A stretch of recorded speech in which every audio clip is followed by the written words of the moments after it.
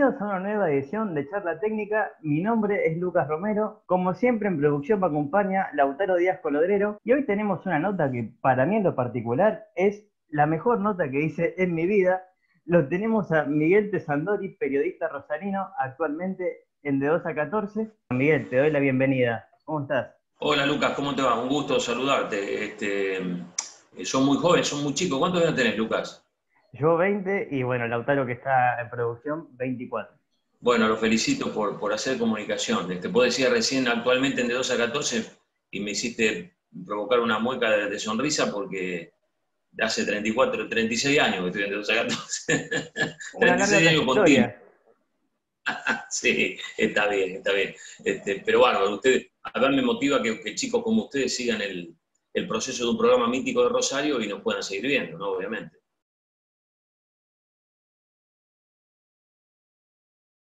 Te pregunto, ¿cómo era trabajar en los medios en tus inicios y cómo es hoy en la actualidad? Bueno, obviamente que vamos a tener que coincidir en que la actualidad refleja todo lo que ha evolucionado la comunicación y todo lo que ha evolucionado la técnica. A mí me parece increíble estar haciendo una nota a través de un teléfono celular y a través de un sistema Zoom que nos permite acercarnos.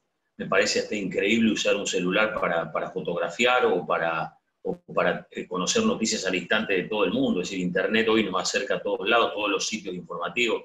Entonces, nosotros tenemos que hacer un retroceso en el tiempo aproximadamente a 46, 47 años atrás, cuando yo entré en el ET8, yo tenía casi 18 años, no había cumplido todavía 18 años cuando entré a trabajar en el ET8, escuchando radio y poniéndome en contacto con los periodistas de ese momento, periodistas deportivos de la ciudad, que era lo que me apasionaba a mí, y me dieron cabida en el ET8. Para que tengan una idea, no solamente que no había celulares, obviamente, no había discado directo nacional, es decir, vos para pedir comunicación a Buenos Aires tenías que pedirle a la empresa nacional de telecomunicaciones. Y con respecto a la información, hoy que en Internet apretás un botón y tenés cualquier sitio, en ese momento no manejábamos nada más que con cables de Telam, que era la agencia oficial, la agencia del Estado, que proporcionaba a través de la teletipo las noticias que venían, o escuchar una radio que podía ser una Noble Siete Mares, que en ese momento estaba en vigencia, escuchábamos los partidos internacionales o los partidos que llegaban desde Buenos Aires. Una época de artesanía en el periodismo. Grabadores con cintas, auricones que había que revelar la cinta para pasar en televisión. Son todas cosas que obviamente hoy forman parte de un museo del periodismo, porque no se utiliza más. Pero eso a la vez contribuyó, por lo menos en lo que a mí respecta, a formar una conciencia periodística que tuvo que trabajar mucho sobre la base de la creación, del ingenio, del llamado telefónico a los protagonistas, de insistir, de persistir, de crear la esencia de la nota, y eso obviamente que de alguna manera nos educó en el periodismo. Hoy es todo mucho más fácil, más sencillo. Hoy apretando un botón de una computadora estás ligado al mundo. Hoy tenés un partido y lo vivís al minuto, al segundo. Ha cambiado muchísimo, obviamente, pero me queda la sensación de que lo artesanal y lo fresco y mágico de aquel periodismo todavía me está resonando como que fue fuente de la formación, ¿no? de mi concepto periodístico.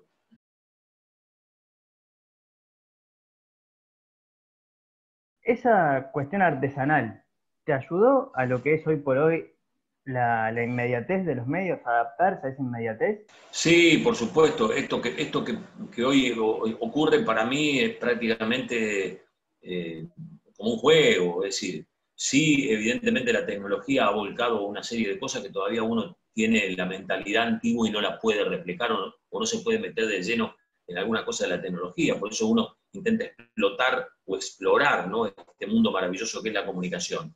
Por supuesto que me ayudó, porque antes había que hacer una alquimia para llegar a construir notas, vivencias, todas las anécdotas que uno acumulaba, los relatos, los comentarios. Yo hice mucho tiempo estudios centrales, en la información general, entonces ahí había que nutrirse de información de cualquier manera y no había de ningún modo los medios que hay hoy para proporcionarla. Por eso hoy se me hace obviamente mucho más sencillo y mucho más fácil. El solo hecho de poner en el Google un nombre y rescatar una información sobre dicho nombre ya parece mágico, sinceramente. porque antes había que construirlo. Y hoy hay formas de verificar la información, miles.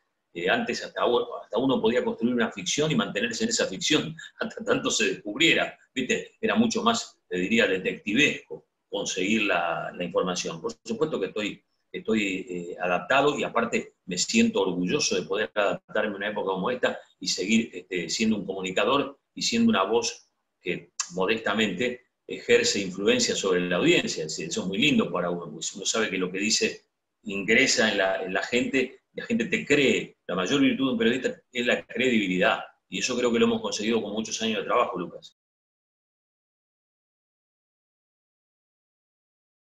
Recién hablabas de las virtudes como periodista y desde lo que yo considero vos tenés algo especial, que es que muchas veces criticás al mundo barra brava y yo te pregunto, ¿qué te impulsa a vos a tomar ese compromiso de criticar a ese mundo barra brava? No, lo que me impulsa, en realidad vamos a ampliar el concepto. Yo critico la forma de vida elegida por muchos en un país que no castiga ni premia como se debe. Entonces, a mí me interesa que los chicos que crecen hoy no piensen que la supuesta viveza condice con el crecimiento de una persona. Una persona debe crecer culturalmente, educativamente, debe forjarse laboralmente, en lo que elija, en lo que quiera, y eso debe ser premiado. Ese mérito que estuvo tan en discusión estos últimos días, hasta desde Presidencia de la Nación. El mérito realmente tiene que ser premiado, pues si no, por supuesto que todos somos iguales y todos tendríamos que tener posibilidades de hacer lo que nos guste y tratar de crecer en lo que nos gusta. Pero acá hay un sometimiento a la vigencia del delincuente, del no castigo, del dejar pasar, del dejar hacer, de causas que duermen en el sueño de los justos y que no se resuelven nunca.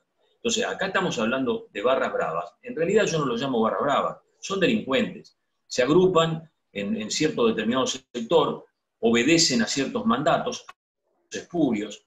En el caso del deporte manejan algunas cosas que son realmente increíbles, desde el control de entradas, hasta el traslado de aficionados, hasta el manejo de estacionamientos cercanos a los estadios. Es una cosa realmente increíble. Entonces estamos fracasando estrepitosamente en la formación del país. Por eso yo me pongo cada vez que puedo en campaña para tratar de destruir estos tipos que hacen mucho daño, que nos hacen mucho daño, pero no solamente a nosotros, creo que hacen mucho daño a un país a que tarda en reconstruirse. Siempre digo, Lucas, que ojalá sí que se pueda cambiar, pero muy escéptico con respecto al futuro de nuestro país, porque tenemos varias generaciones dañadas y no apelamos a la educación. Ninguna de la educación es llamativo que en el concepto de Estado no se maneje el término educación como prioritario, sinceramente. Está bien la economía, está bien la salud, por supuesto, pero en educación, yo he visto lugares que se han reconstruido desde la educación que parecían imposibles. ¿Qué sé yo? Si tomamos un ejemplo de Medellín, Medellín pasó, y Colombia toda, pasó una época de un narcotráfico increíble. El narcotraficante cortó íntegramente en la figura de Pablo Escobar Gaviria, por ejemplo, construyó un Estado dentro del propio Estado, y que hayan logrado extirpar ese tipo de dominación, y que hayan construido o reconstruido un país con muchas muertes, con muchos problemas, en poco tiempo, hablan las claras que con educación se puede. Te doy un ejemplo, ¿no? De los tantos ejemplos que se pueden mencionar en el mundo. Eso quisiera para mi país. La verdad que soy muy escéptico con respecto a esto, porque cada uno de los funcionarios que han pasado y cada uno de nuestros responsables que han estado en el gobierno nos han impedido ver el crecimiento. Estamos cada vez más abajo. Eso es lo que nos duele y lo que nos preocupa, Lucas.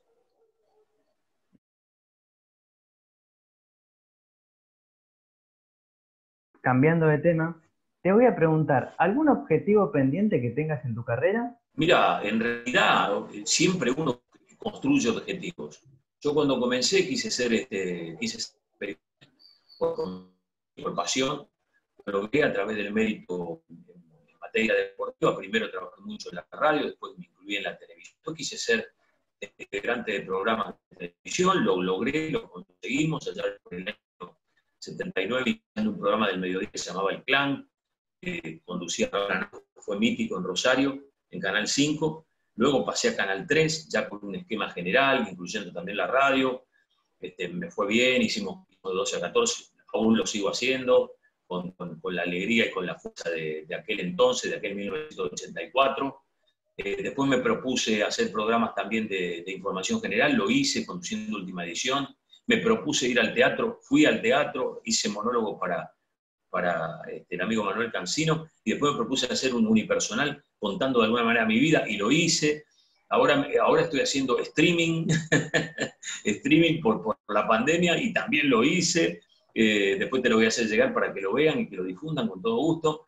Es decir, y sigo pensando en que mi objetivo es volver al teatro para hacer mi tercera parte de Miguel Ángel Vuelve a Pintar, y el objetivo en periodismo nunca se detiene, porque siempre puede aparecer algo, un programa que detalle las cosas que me gustan, que quiero, el cine, el teatro, el espectáculo, los libros, porque pienso que no nos podemos quedar nada más que en la cuestión del deporte en sí, del fútbol, de la pelota, de los 11 por un lado, 11 por el otro. Parece que el periodista tiene que pensar en que debe progresar, debe hacerse culto, educarse y también transformar justamente a través de esa concreción de la educación el pensamiento de los que miran. Yo siempre digo que si a vos, a una persona, le das permanentemente brutalidad, evidentemente va a ser bruto. Ahora, si a esa persona le haces escuchar otro tipo de cosas, no solamente los que quieren orientar, los que están arriba para que se produzca una especie de animalidad que les permita gobernar sin ningún tipo de cuestionamientos, entonces ahí yo estoy en el bando opuesto. Yo pienso que la persona que escucha desde chico, que puede llegar a escuchar a Mozart, siempre le va a gustar Mozart. Una persona que escucha desde chico a los Beatles, siempre le van a gustar los Beatles. Una persona que lee desde chico a Saramago, siempre le va a gustar Saramago. Yo creo que el conocimiento nunca queda chico. Nuestro cerebro es tan receptivo que habría que utilizarlo un poquito más, ¿viste? Pero bueno, yo soy yo y esos objetivos se han ido cumpliendo y se van a seguir cumpliendo. Ahora estamos tratando de armar un canal propio de YouTube para que mis expresiones y conocimientos y también mi parte teatral se vuelque ahí en ese canal y esté al alcance de todos, ya que estos medios han invadido y han proliferado de tal manera, uno se rinde ante eso, Lucas, ¿viste? Pero explotarlo con criterio, no que los medios o las redes sociales me manejen a mí, sino que yo maneje ese tipo de cosas. No me gusta eso de la dominación de las redes sociales, la imposición masificada de las redes sociales. Sí me gusta aprovechar la capacidad que nos dan las redes sociales o los medios de comunicación de hoy como para poder hacernos conocer y hacer llegar nuestro pensamiento.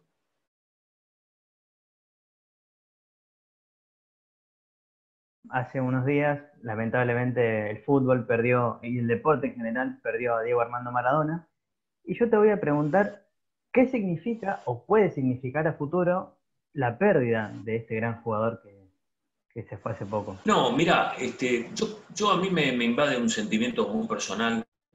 Tuve oportunidad de seguir la campaña de Diego, y acá cuando vino Rosario le hicimos una nota muy amplia en su departamento y después lo tuvimos en el piso de 12 a 14. Yo le hice una nota cuando él tenía 19 años, cuando integraba la selección juvenil, muy amable, muy facilitador de las notas. No hay ninguna duda que se fue uno de los más grandes jugadores de fútbol del planeta Tierra, esto no hay ninguna duda, que nos invadió a los argentinos de mucha felicidad, entre comillas, con un espectáculo deportivo, ya que la felicidad, por otro lado, es muy difícil de conseguir. Los pequeños momentos, ¿no?, de felicidad que nos dio, aquellos goles irrepetibles. Yo como periodista he viajado a Buenos Aires con colegas a ver partidos porque jugaba Maradona, nada más, por la selección, es decir, como hincha, no como periodista, ¿no?, en alguna oportunidad, cuando jugaba eliminatorias. He compartido momentos muy gratos y sé que el sentimiento de la gente está del lado de Diego, y es penoso la muerte tan joven, 60 años, de una figura como él. Ahora, como contrapartida, a mí me gusta analizar también todos los aspectos. Me parece que Maradona, no es que yo le vaya a indicar cómo manejar su vida, pero no manejó su vida bien. Evidentemente, el consumo de drogas que él mismo denostó, él mismo calificó de negativo, en un momento, en un lapso de su capacidad y equilibrio en algunas notas, lo fue destrozando y minando como futbolista, y después terminó de destrozarlo como persona en el aspecto físico. Un tipo que a los 40 años tuvo un paro cardíaco y casi se muere, y que su corazón quedó debilitado, y que después continuó con su vida de sobresalto, con adicciones al alcohol, que fue incontenible, por palabras mismas de él. Es un tipo que era muy difícil. Hoy veo que se desgarran, provocando a ver si lo mataron, si no lo mataron. Vos te imaginás un tipo como Maradona, con lo que significa, con el peso, la gente que iba y decía, tomate esto, digo que te hace hacer bien, no le hacía caso a nadie. Su corazón estaba muy dilatado. Es muy difícil. No es hora de echar culpas, es hora de decir, bueno, yo no me comporté en parte de su familia, no quiero ni comentarlo. Pero me parece que lo que es malo tomar una significación de Maradona como el tipo que hay que seguir para repetir. Yo creo que no. Yo creo que Maradona fue un héroe nacional futbolístico, pero después todo lo otro es muy objetable. Inclusive hasta sus posturas políticas son objetables.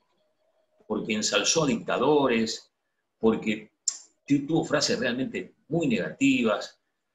Es un tipo que habló, por ejemplo, muy mal en contra de la FIFA y después aceptó un cargo honorífico de la FIFA porque le pagaban. Es muy difícil el tema, analizarlo, porque inclusive está en el gen argentino. Nosotros somos muy contradictorios, muy absolutistas, muy grandilocuentes, y me niego a caer en la grandilocuencia, Lucas, porque si caemos en la grandilocuencia, estamos convirtiendo a estos ídolos de barro en muchachos que pueden ordenar la vida de un país, y eso no es la vida de un país. Por eso digo, Maradona debe ser respetado desde todo punto de vista, alabado, si se quiere, desde el aspecto futbolístico. Pero lamentablemente su figura de post-fútbol o en el medio del fútbol no fue la buena que uno desearía. Entonces, a mí me gustaría un equilibrio, una sensatez, que la gente entienda que hay cosas mucho más dominantes y mucho más difíciles de manejar, y mucho más duras que la muerte de un ídolo deportivo. Cosas que van por uno mismo, porque yo finalmente creo, Lucas, que somos constructores de nuestra vida, pero también somos generadores de nuestra muerte, los seres humanos. No nos queramos escapar. Nosotros somos individuos únicos, absolutos e irrepetibles. Entonces, viste, cuando uno la pasa mal, vienen los chicos amigos y te dicen, yo estoy con vos, pero el sufrimiento es de uno, el sufrimiento es de uno mismo. Yo pienso que Maradona sufrió mucho, él mismo lo admitió, ese apego a las drogas lo liquidó, lo limitó. Es una lástima, es una pena que una persona con tanto talento haya malgastado ese talento en otro tipo de cosas. Pero no son momentos para reflexionar más allá de este. Vos me pediste mi opinión, te la doy porque yo he sido siempre de este fundamento. Yo soy de los que no piensan que la muerte nos equilibra a todos. Viste que vos si ves los obituarios, no se muere nunca un mal tipo, son todos padres amantísimos, esposos ejemplares, entonces no se muere ningún mal tipo. Entonces el mundo estaría floreciente si todos fuéramos buenos tipos. Todos tenemos muertos en el placar y hay que saber lidiar con esos muertos. Más o menos esa es la idea.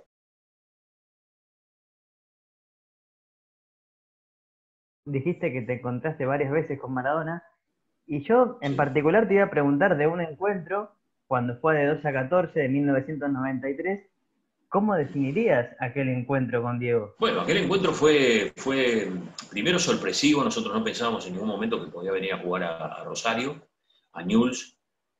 Segundo, fue motivador, siempre estar al lado de una figura como Maradona, y más en ese momento. De todas maneras, él venía con un proceso físico, estaba muy flaco. Esto después, año 93, sobrelleva al 94 en el Mundial, cuando se le descubre el consumo de estimulantes, en aquel Mundial donde entra la enfermera y se lo lleva. Por eso yo creo que Newell's tampoco rindió como tendría que haber rendido un jugador de su capacidad, porque no nos olvidemos que Newell's jugó 5 partidos, no pudo conquistar un gol, y después se tuvo que ir. Sinceramente no fue el mejor tránsito futbolístico el de Maradona en Newell's, vamos a ser sinceros, no fue lo que esperábamos. Ahora, el dialoguista Maradona, el tipo lúcido, no hay ninguna duda, de sentarse 30, 50, una hora con Maradona, era primero para el que entrevistaba, un lujo. La verdad que vos sacabas jugo de una entrevista a Maradona. No era un tradicional jugador que contesta sí o no, tal vez, y bueno, y se maneja con monosílabos. Era un tipo muy rico para explotarlo periodísticamente. En ese momento estábamos con Vidaña y con Orselli, que era el conductor de 12 a 14. Fue realmente un lujo verlo y tenerlo a Diego ahí. Bueno, no te olvides que es un programa en donde pasaron desde Jorge Luis Borges hasta Joan Manuel Serrat, siguiendo por Lionel Messi, cuando tenía 20 años y vino al programa, una Navidad, me acuerdo yo, un día previo a la Navidad. Bueno, top, Mario Kempes, ni hablar. Es decir, pasaron un montón de figuras de todo tipo de 12 a 14. Y eso a mí y a todos mis compañeros nos permitió profundizar periodísticamente y elevarnos y enriquecernos y agradecer también a los que estuvieron ahí, ¿no?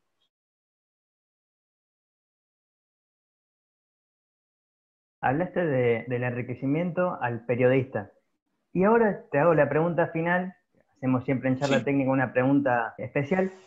¿Qué consejo le podrías dar vos a los periodistas del futuro, como podemos ser yo o Lautaro que me está acompañando en producción, o muchos más?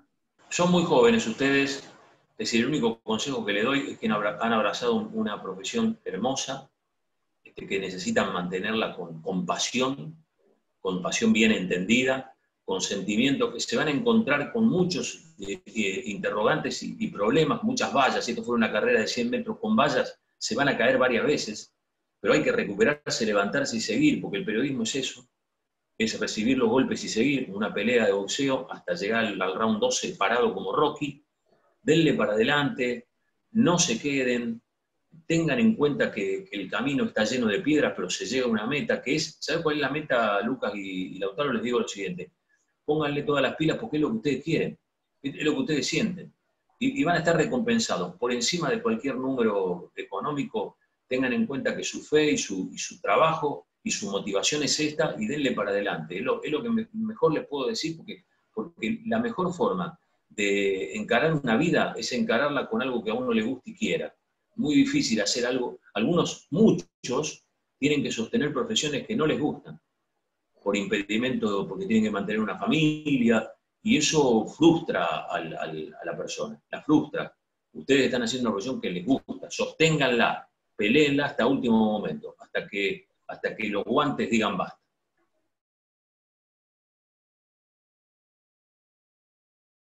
La verdad es la primera nota en la que me quedo sin palabras al final. Solamente decirte gracias. Gracias y mil gracias. No. Las gracias a ustedes porque me han ubicado para hacer una nota. Yo soy un tipo que tiene 66 años. Te imaginas que yo empecé cuando tenía 2 años menos que vos. Así que te imaginás, si tenemos que hablar de cosas, tenemos que hablar días enteros. Pero la satisfacción de escucharlos a ustedes y de ver que jóvenes como ustedes proyectan una nota, la programan, la realizan, y yo tengo la obligación moral y afectiva de responderles. Así que les mando un gran abrazo y a disposición para lo que quieran. Muchísimas gracias de nuevo. Detrás de cámara te voy a volver Listo. a agradecer. Acá lo tuvimos a Miguel de Sandori en esta nueva edición de Charla Técnica. Les agradecemos a todos por haber estado y nos estaremos viendo en una próxima.